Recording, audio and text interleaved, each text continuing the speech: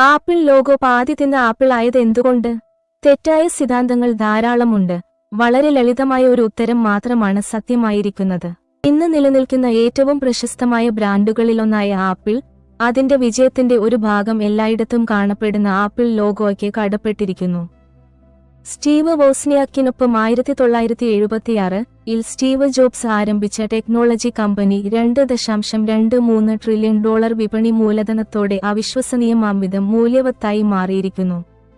എന്നാൽ ആപ്പിൾ ലോഗോയുടെ ഉത്ഭവത്തെക്കുറിച്ച് ഓൺലൈനിൽ സിദ്ധാന്തങ്ങൾ ധാരാളമുണ്ട്. ലോഗോയിലെ ആപ്പിളിൽ നിന്ന് ഒരു കടി എങ്ങനെയുണ്ട്? ആപ്പിൾ ലോഗോ എങ്ങനെ ഭാഗികമായി തിന്ന ആപ്പിളായി എന്നതിനെക്കുറിച്ച് നിരവധി സിദ്ധാന്തങ്ങൾ ഉയർന്നുവന്നിട്ടുണ്ടെങ്കിലും കാരണം വളരെ ലളിതമാണ്. ചില സിദ്ധാന്തങ്ങൾ വളരെ കാവ്യാത്മകമാണെങ്കിലും കടിച്ചത് കമ്പ്യൂട്ടർ സയൻസ് ഇതിഹാസം അലൻ ട്യൂറിങ്ങിനുള്ള ഒരു അനുമാനം പോലെ ആ കഥകൾ വസ്തുതയേക്കാൾ നഗരപുരാണത്തിലേക്ക് തരംതാഴ്ത്തപ്പെടുന്നു. ആപ്പിളിന്റെ ലോഗോ ഡിസൈനർ പറഞ്ഞത് സ്കെയിൽ കാണിക്കാനാണ് കടിച്ചത് എന്നാണ്.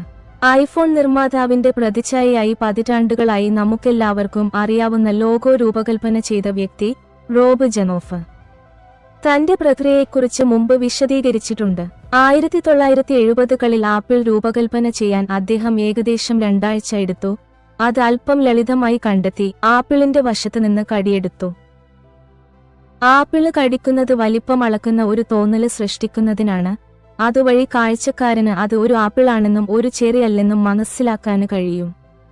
ഇത് ഒരുതരം ഐകണിക്ക് ആയിരുന്നുവെന്നും ഒരു ആപ്പിള് കടിക്കുക എന്ന ആശയം എല്ലാവർക്കും അനുഭവിക്കാന് കഴിയുന്ന ഒന്നായിരുന്നുവെന്നും ജാനോഫ് ക്രിയേറ്റീവ് ബിറ്റ്സിനോട് പറഞ്ഞു. ആപ്പിളിന്റെ യഥാർത്ഥ ലോഗോ ഐസക് ന്യൂട്ടന്റെ ആപ്പിൾ തുള്ളിയും കവി വില്യം വേഡ്സ്വർത്തിന്റെ ഒരു മറഞ്ഞിരിക്കുന്ന ഉദ്ധരണിയും ഉൾപ്പെടെ കൂടുതൽ സങ്കീർണമായ ഒരു ചിത്രമായിരുന്നു. ആ ലോഗോ മാറ്റിസ്ഥാപിക്കാൻ ജോബ്സ് ജനോഫിനെ നിയമിക്കുകയും ലോഗോ ഭംഗിയാക്കുന്നത് ഒഴിവാക്കണമെന്ന് മാത്രം പറയുകയും ചെയ്തു. ആപ്പിളിന്റെ ലോഗോ അലൻ ട്യൂറിങ്ങിനുള്ള ആദരാഞ്ജലിയാണെന്ന പ്രചാരത്തിലുള്ള സിദ്ധാന്തം തെറ്റാണ്. ആപ്പിളിന്റെ പകുതി കടിച്ച ലോഗോയ്ക്ക് സാധാരണയായി പ്രചരിപ്പിക്കപ്പെടുന്ന ഒരു വിശദീകരണം ബ്രിട്ടീഷ് ഗണിതശാസ്ത്രജ്ഞനായ അലൻ ട്യൂറിങ്ങിനെക്കുറിച്ചാണ്. 2014-ൽ ബെനഡിക്റ്റ് കംബർബാച്ച് അഭിനയിച്ച ദി ഇമിറ്റേഷൻ ഗെയിം എന്ന ചിത്രത്തിലൂടെ വീണ്ടും പ്രശസ്തനായ ട്യൂറിങ് 2ാം ലോകമഹായുദ്ധ സമയത്ത് നാസികൾക്കെതിരായ സഖ്യകക്ഷികളുടെ വിജയത്തിൽ ഒരു പ്രധാന പങ്ക് വഹിച്ചു. 1954-ൽ ട്യൂറിങ് സയനൈഡ് വിഷബാധയേറ്റ് മരിച്ചു. സമീപത്ത് നിന്ന് ഭാഗികമായി കഴിച്ച ആപ്പിൾ കണ്ടെത്തി. അദ്ദേഹത്തിന്റെ മരണം ആത്മഹത്യയാണെന്ന് പൊതുവെ അംഗീകരിക്കപ്പെട്ടിട്ടുണ്ടെങ്കിലും പോലീസ് ഒരിക്കലും ആപ്പിളിൽ വിഷമുണ്ടോ എന്ന് പരിശോധിച്ചില്ല. ആത്മഹത്യ മരണകാരണമാണോ എന്ന വിധിയെ ചോദ്യം ചെയ്തു. എന്നിരുന്നാലും ആപ്പിളിന്റെ കടിച്ച ആപ്പിളിന്റെ ലോഗോ കമ്പ്യൂട്ടർ സയൻസിന് ട്യൂറിങ്ങിന്റെ സംഭാവനയ്ക്കുള്ള ഒരു ആദരമാണെന്ന് ചിലർ അവകാശപ്പെടുന്നു. എന്നിരുന്നാലും ജാനോഫ് ഈ ആശയത്തെ പൂർണ്ണമായും നിരാകരിച്ചു. അതിനാൽ സ്കെയിൽ നൽകുന്നതിനാണ് ലോഗോ കടിച്ചിരിക്കുന്നത്. ആപ്പിളിലെ നിറമുള്ള വരകൾ സ്വവർഗാനുരാഗത്തിന്റെ പ്രതീകമാണെന്ന് ചിലർ വിശ്വസിച്ചിരുന്നുവെന്ന് ക്രിയേറ്റീവ് ബിറ്റ്സ് അഭിമുഖത്തിൽ ജാനോഫ് സമ്മതിച്ചു. ട്യൂറിങ്ങിനും ഇത് ബാധകമാണ്. സ്നോ വൈറ്റിന്റെയും വിഷബാധയേറ്റ ആപ്പിളിന്റെയും കഥയോട് ട്യൂറിങ്ങിന് ഒരു അടുപ്പമുണ്ടെന്ന് താൻ പഠിച്ചതായും അദ്ദേഹം പറഞ്ഞു.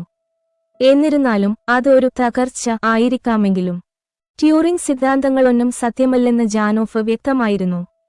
മറ്റൊരു തെറ്റായ എന്നാൽ ജനപ്രിയമായ ആശയം ആപ്പിൾ ലോഗോ ബൈറ്റ് എന്ന പദത്തിന്റെ ഒരു കളിയാണ് എന്നതാണ്.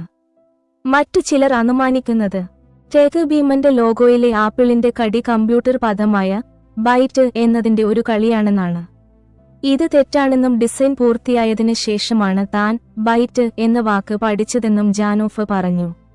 ആപ്പിളിന്റെ ലോഗോയെക്കുറിച്ചുള്ള ഈ ഒരു വീഡിയോ നിങ്ങൾക്ക് യൂസ്ഫുൾ ആയെന്ന് തോന്നുന്നു. കൂടുതൽ ടെക് സംബന്ധമായ വീഡിയോകൾക്കായി ചാനൽ ഒന്ന് സബ്സ്ക്രൈബ് ചെയ്യണേ. കൂടെ ലൈക്കും ഷെയറും ചെയ്യുക. ഇതിനും മികച്ച മറ്റൊരു വീഡിയോയിൽ കാണാം. ബൈ.